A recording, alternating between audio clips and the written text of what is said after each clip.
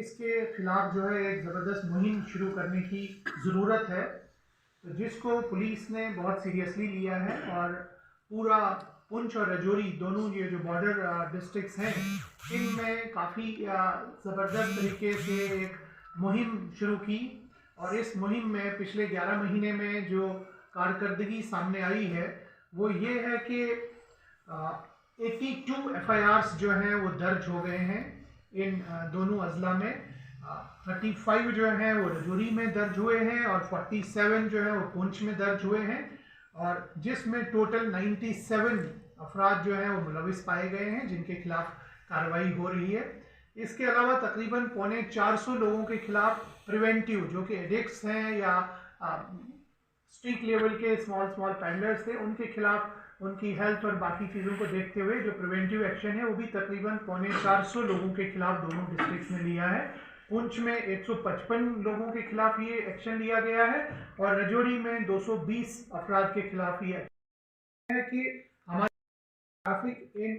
Narcotic drugs है provision, जिसको आप लोग NDPS का PSA भी बताते हैं, उसमें पहली बार जो है अभी रजौरी में 4 लोगों के खिलाफ वो कार्रवाई की गई है। और ये 4 लोग जो हैं ये 1 साल के लिए इनका डिटेंशन जो है अप्रूव किया है डिवीजनल कमिश्नर साहब ने, और चारों वारंट्स जो हैं वो रजौरी पुलिस ने जो है वो एग्जीक्यूट किए हैं। तो ये मान लीजिए कि 4 मेजर जो आपके ड्रग पैडलर्स थे, नोटेड या नामी ग्रामी जो पैडलर्स थे रजौरी के, उनको जो है कैद में 1 साल के लिए बंद कराया गया है। और इसी तरह से पुंछ में भी 3 लोगों को जो है वो जिसको हम लोग PIT NDPS बोलते हैं उसमें जो है नज़रबंद कराया गया है, जिससे हमें उम्मीद है कि जब ये 7 जो हमारे मेन पैडलर्स थे इसमें पीर पंचाल रेंज में RP रेंज में, वो 1 साल के लिए अंदर रहेंगे, तो हमें पूरी उम्मीद है कि इनके अंदर रहने से ड्रग पेडलिंग में जो है काफ़ी हद तक कमज़ोरी और कमी आएगी। और ये तभी मुमकिन हो पाया चाहे हम लोगों ने 100 के करीब जो पेडलर्स पकड़े हैं या तकरीबन 450 लोगों को उनके खिलाफ कार्रवाई की है। ये सब कार्रवाई तभी अमल में ला पाए हम लोग कि जब पब्लिक का और आप सब लोगों का हमारे साथ सहयोग था। तो इसलिए आज की प्रेस कॉन्फ्रेंस में हम ये बताना चाहेंगे एक और बात कि एक तो पब्लिक हमें बिल्कुल बर वक्त इसके बारे में खबर दे और हम बिल्कुल 24 घंटे इस पे कार्रवाई करने के लिए तैयार हैं। और साथ ही साथ ये बताना चाहेंगे कि पुलिस एक्शंस के अलावा ड्रग को ख़त्म करने में मुझे लगता है कि पेरेंट्स का, स्कूल टीचर्स का और सोसाइटी का भी एक रोल बनता है और एक इम्पॉर्टेंट रोल उनका भी है। तो मेरी आज आपके थ्रू उनसे भी गुजारिश होगी कि वो भी